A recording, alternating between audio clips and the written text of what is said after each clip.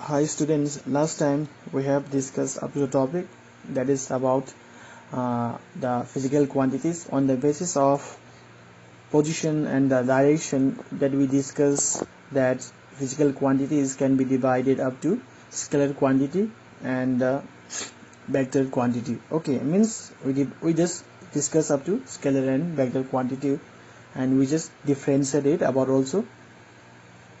Now we are going to start the topic that is one-dimensional motion. So from this I'm trying to let us just try to understand it from the figure. Here you see I'm just trying to draw a two-dimensional. Okay, it is a y-axis and it is a x-axis, right? And what to say, here it is a starting point. I just keep the object here, and here the object moves on this, on the x-axis. I just take the value for to understand it. I just make a table here. Okay,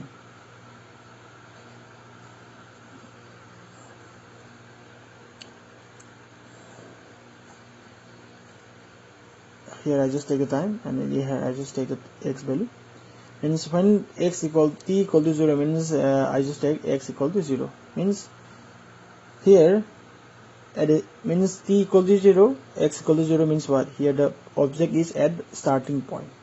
Okay, when x value is something like, I just take 2 seconds. After 2 seconds x value will be 10. Okay, means this is here somewhere here. After 50 seconds, yeah, it means 5 seconds. Okay, after 5 seconds it will be somewhere here. Yeah, you can say 30. Okay, means here 30 I just take means 50 like this. I just take all the x value. It is the position of the object, right, with time. So what I mean is, here when the object moves along the x-axis, okay, so at a time you will see at every position means you will get the x value. Okay, means when you try to find out the position of the object, okay, at the time we require only x coordinate, not the y coordinate, right? But here the object is moving in the 2 dimensions. Okay, 2 dimension means here means in the 2 dimension form the object is moving only in the only on one coordinate axis. So for to define the one-dimensional motion is what? If we require only one coordinate to define the position of the object, okay, then we can say that the motion of the object should be one-dimensional motion. Or we can say, if the object move only on the one coordinate out of these 2 coordinates, then we can say that also one-dimensional motion. So here from the definition I just write here, the motion of any object is said to be one-dimensional if only one out of the 3 coordinates. Out of the 3 coordinates means what? X, Y, Z. Okay, this among these 3 coordinates, if you require only one coordinate means what? That object is going to move only one dimensions, not 2 dimensions. Even if it is 3 dimensions, means that object is going to move only in 1 dimensions, not 2 dimensions. Okay, 1 dimension means what? That object will require only one coordinate to define the position of the object. So at a time we can say means only one dimension if only one out of these 3 coordinates, okay, is required to specify the position of the object with with the passage of time. With the passage of time means when you move from one position to another position, it will take time, means time is passing. With the passage of time means what? At a time you will require only one coordinate to define the position of the object. That is what we can say, that is the one-dimensional motion. Okay, so here it is a starting point. After some time t, at means what? Here I just take the point, this point is a point A. Okay, after some t time, okay, here inside this bracket I just write here t.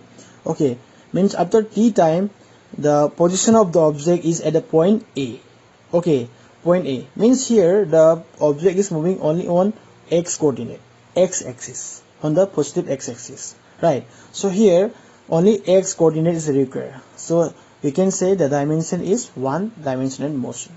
Okay, so means when you see the figure also, if the object is going to move only on one dimensions, then the line should be a straight line, not a curve. Okay, because the particle is going to move only on one coordinate axis, so the line should be a straight line.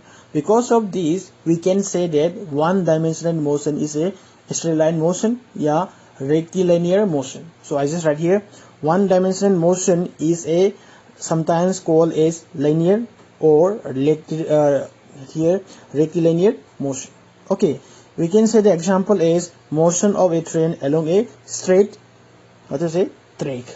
If the track is straight, then we can say the motion of the train should be a one dimension. If it's not straight, then you cannot say the direction should be not a particular direction, it should be coming out to be, what to say, in two dimensions, in two directions, right? Because of that we cannot say it's a one dimension. If the track is straight lined, we can say it is a one dimensional motion. Another example, we can say motion of any object dropped from a certain height. If you are going to drop from here, I am holding the pen here. If you release from this point, okay, if you release from this point, the pen will fall in straight line. So means here only, what to say, we can say it is a y coordinate, yeah, z coordinate. If you are going to consider, I mean this direction is a z coordinate, means only one coordinate will require to define the position of the object. Okay, and now we understand the one dimensional motion. Another is what? How to represent the one dimensional motion. Okay, from here, from this figure, what we get from this means figure, what we get here, it is the starting point. Okay, when the particle move on this direction, means I just mark all the position of the particle here, and when you join all the position of the particle, it will find a straight line. This straight line will be parallel to this x axis, on which condition? When the particle is going to move on the positive x axis. If the particle is going to move in this direction, okay, mean it is a negative x axis, but it should be anti-parallel to this x axis, but parallel to the negative x axis, we can say. Okay, so means here when you join all the position of the particle at a time also, you will find a straight line that should be parallel to the, how to say, negative x axis. Okay, but not parallel to the, how to say, positive x axis. It is anti-parallel because direction is different, that's why. So I just write here for the object or particle that moves along, what to say, a straight line, along a straight line can be represented by, what to say, a straight line parallel to x or y axis. If x or y axis is taken in the direction of motion, means here you see, here I just only discuss about the positive x axis. Okay, here the part, if you consider the particle is going to move in this positive x axis, okay, then if you join all the position of the particle, you will find a straight line. That straight line, I just read here something right here, don't be confused. Okay, it is the positive x axis and negative y axis. Okay, here I just keep the starting point here, somewhere here, and if you join all the position of the particle like this is means because of one dimensional motion, right, the line should be, what to say, it should be one dimension only x coordinate will be required. So if you join all the position of the particle, and this line should be parallel to this positive x axis, because direction should be in this direction, right, because the particle is moving in this positive x axis, but this line should be anti-parallel, because anti-parallel, while I am saying, because the direction is different. Negative x axis means in this direction, positive x axis means in this direction. So this line should be parallel to the positive x axis but anti-parallel to the negative x axis. So I just discuss only this one, means when the when you consider the motion of the object is positive x-axis, yeah, positive y-axis, then the line should be parallel to, if it is a positive x-axis, it should be parallel to the positive x-axis. If it is positive, if the object is moving to the positive y-axis, means the direction of the motion is taken to be positive y-axis, then the line should be parallel to the positive y-axis. Okay, don't be confused about, means the representation of motion of one dimension is, we can say that it is a, you will get a straight line. That straight line should be parallel to the axis. If you consider the positive x-axis as a direction, then the line should be parallel to the positive x-axis. If you consider positive y-axis, then the line should be parallel to the positive y-axis, not negative y-axis. Okay, don't be confused about it. Now I'm just trying to discuss about distance and displacement. Okay, so for this one also, let me try to make you understand from the figure.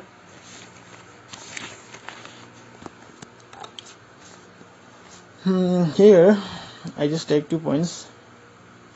Okay, in these 2 points, here I just take 3 points here. Okay, here is a point A, here is a point B, point C. Okay, so here the object is going to move from point A to point B, again the point B to point C, right? Again particle is going to coming away from point C to point A, right? Here, if someone asks you about what is the total length of the part, okay, total length of the part will be, you can say, is a AB plus BC plus CA. It is the total path length, right? So when we define the distance means what? Distance means, we can say here, it's very easy, so I am just showing here, means distance means what? We can say the length of actual path, okay, traveled by the object in a given interval of time during the motion. Okay, means here when you consider the object is going to move from A to B, B to C, C to A. Okay, at a time, means if we are going to say what is the actual path length, you are going to add all these 3 sides, right? Means that is actual path length. It will define the distance value. Distance value means distance means what? The actual path that moves by the object during a given interval of time. Okay, when the object is going to move from here to here, here to here, here to here, it will take some time. During that interval of time, it will cover all this part, means all this actual path. Okay, if you sum up all this part, you will get a definite length, that will be the value of distance. Okay, distance means what? Actual path length that is moved by the object. Okay, and here I just write here the total distance or path length of the object in a given time t, means I'm just taking the time, total time is t, so you will find that AB plus BC plus CA. So when we discuss about the distance, have we ever discussed about the direction? No. So if we are not considering the direction, then is the distance a scalar or vector? It is a scalar quantity because direction is not required. So that's why we can say distance is a scalar quantity. When you find out the actual path length from here to here, means when the object is going to move from A to B, B to C, BC to A, at a time, it doesn't require any direction. Because of this, distance is a scalar quantity. Okay, and unit of distance in SI unit, it is a meter. In short form, we just write M, and CGS centimeter, we just write cm. Okay, bigger units we can say kilometer. Okay, km. And so I just mentioned here it is a scalar quantity. Okay, and it can never be distance. When you find out the distance, is it from this figure the distance value will be 0 or what? Distance value will never be 0. It will have some value, and that value will be a positive value, not a negative value, because we are going to sum up the, means when you are going to, if it is going to move in zigzag path like this. Okay, and if you are going to find out it is a zigzag path, right, here to here, A to C, if you are going to find out the actual path length, then that value will be not a negative value, it will be always a positive value. So distance should be always positive value, not a 0, not a negative. This is the condition.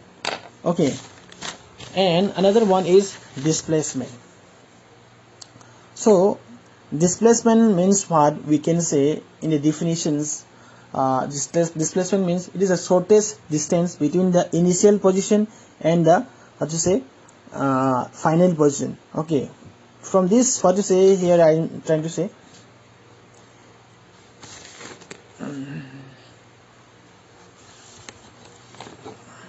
I just take 2 points here.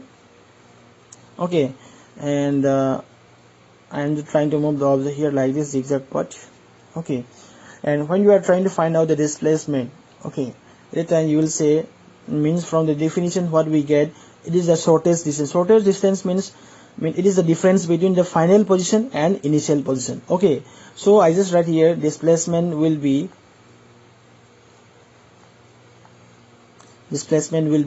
means from A to B. Okay, A to B. So direction will be from from A to B. That's why I just put the sign direction here, arrow sign here. So for to represent a displacement, means that should be the magnitude of the distance should be A to B, but the direction should be what? Direction should be starting from initial position to final position, and that direction will be indicated by this arrow sign. This arrow sign. So you can represent displacement will be like this, A, B, you can put means this arrow sign, so that you will consider that AB is the length of this part, shortest distance of this part, and this arrow sign will define the direction in which direction that object is going to move. Okay, so from here you can say that displacement is a vector quantity. Why? Because when you define the displacement, we require directions also, magnitude also. Means if these two conditions are there, we can consider that is a vector quantity. Okay, and one more thing here,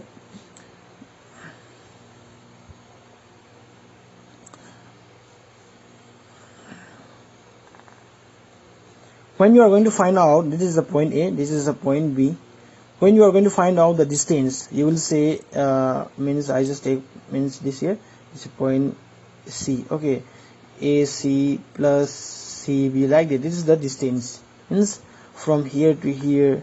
Okay, but when you are going to find out the displacement, you will say shortest distance means what? You are going to draw the straight line from A to B like this. Okay, means when we consider the displacement, is the displacement depend on the path moved by the object? No, because when we are trying to find out the displacement, we directly draw a straight line from point A to point B. Okay, but when we are trying to find out the distance, it just follow the path that moved by the object, right? So from here, what we can differentiate, distance depends on the path moved by the object, but displacement is independent on the path moved by the object, right? And again from here, what to say, and displacement will be, sometimes we can say, I just write here, so let me try to more clear about this one. Displacement will be, sometimes you will say positive, negative and 0. These conditions will be there, but when we discuss about the distance, at a time we get only the positive quantity, not a negative quantity, not a 0 quantity, right? But in this displacement, we will get displacement will be 0, positive, negative. On which condition? You will see, I write here displacement will be from this figure, when it is initial position, when the one person move from 0 to here, okay, point A to point, means from 0 to point A, give the time t time. So I just take this as the initial distance for a person, one person, and another person start from the from this starting point to another point B, give the time interval, this tds. Okay, and this is the one person, this is the second person. When we are trying to find out what is the displacement between these two persons, then at the time you are going to differentiate this final position minus this initial position. Okay, final distance minus initial distance. Okay, displacement will be final position, I just write here, final position minus initial. Final position, I just write xf minus xi. It will define the value of displacement. If the length value of this final is greater than initial value, at a time displacement will be displacement will be positive. If final distance is less than the initial distance, at a time displacement will be negative.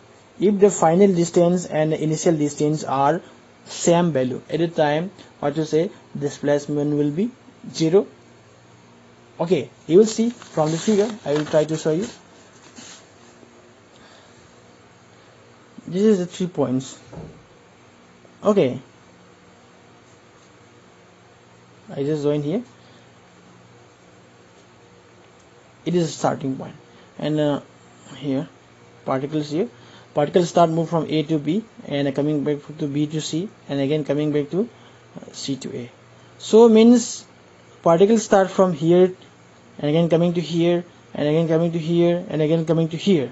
So starting point and ending point here are coinciding. So at the time we can say the displacement will be 0. Displacement will be 0. On which condition? If the initial position and the final position are coinciding. Okay, or we can say if the path moved by the object is a closed loop. It's a closed loop. Then at a time we can say the displacement will be 0. Here is a closed loop. Okay, when it is open, at a time displacement will not be 0. It will have some quantity, some values. Okay. And at this time, distance will be not 0. Distance will be what? Distance will be, you can say AB plus BC plus CA. So here distance value is, displacement here is condition is 0, but distance value have means some value here, and displacement is 0. So in this time, at this time, distance value is greater than displacement. On which condition? When the direction of the motion of the particle is changed in every in every interval of time. At a time distance value will be greater than displacement value. And another one, I just take 2 points. This is point A, point B. Okay, here the displacement will be, you can say in this direction displacement will be, okay, so displacement will be A to B and distance will be what? Means in this part. So when you are comparing the distance and displacement, which one is going to be greater? Distance is going to be greater than displacement. So from these two figures, what we get? Distance value will be always greater than the displacement value when the path is zigzag or curve path. Okay, at the time zigzag means here not a straight line, it should be like this, or a curve means here also, that way means when the path that moved by the object is curve type or in zigzag type, this type, at a time distance value will be always greater than displacement value. And on which condition displacement will be 0? When the loop means what? It is this one is called, what is called loop. What is the path moved by the object is here, is I just write here the path moved by the object is closed. So at a time distance and displacement value will be 0. Okay, because why it is 0? Because the initial position and the final position will be always 0. Because of coinciding, it is going to be 0. Okay, and another condition is what? I just write here. Here the particle is going to move from point A to point B. Okay, at the time you are going to say distance value is AB, 5 meter, I just take, and displacement value will be what? Displacement value will be means AB. Okay, means here the length of distance, and it is a distance value, distance per meter. Here displacement also 5. The direction should be from point A to point B for displacement. Okay, but magnitude of displacement and the distance are becoming equal here in this condition. Means from here what we can say, distance and displacement value will be equal when the motion of the object is a straight line in a particular direction. Means particular direction means the direction of the motion of the object is not changed. It is going to move in a fixed direction. At a time we can say distance value and displacement value will be equal. And now we are going to consider about another one is negative value. Okay, and it is a 0. Here one person moved from A to 0 to A, time t. This initial position, and that one person also this person coming back to here and here. Okay, means here it is what? It is a final distance. I just take the TDS, because when the after the person reaching here the point A and coming back to this point B. Okay, here the final distance is from 0 to BDS is, I just take XF, and another initial position is what? I just take XI, means XI is from here to here. So in this condition, when you compare XI and XF, which one is greater? XI is greater, right? When you find out the displacement, I just write the formula is XF minus XI. Here XF value is lesser than XI, so the value should be negative. Okay, means here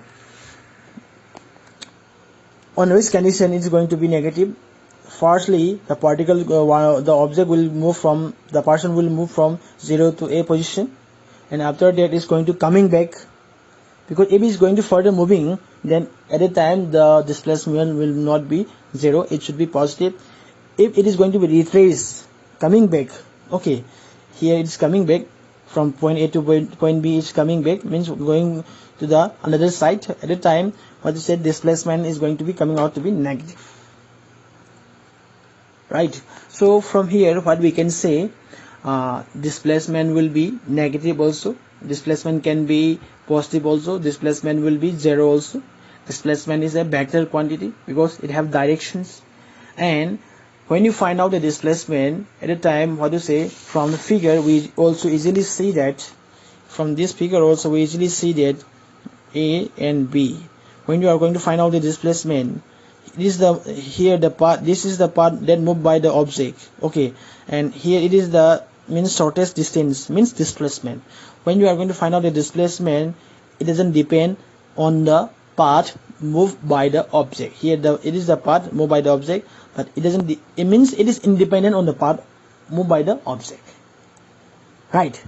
But when we find out the distance, it depends on the path moved by the object. That is the difference. And again, a question will be there, which kind of questions? On which condition distance and displacement will be equal, and on which condition displacement will be always lesser than the distance. I also mentioned it, when the motion is like motion of the object is in zigzag path, in a curved path, at a time displacement will be always lesser than distance value. And when the object moves in a straight line in a particular direction, at a time distance value and displacement will be equal. And when the motion of the object is in a closed loop, we can say when the initial position and the final position are coinciding, at a time displacement value will be 0. This is the condition for today only. Next time I will continue another topic. Thank you so much.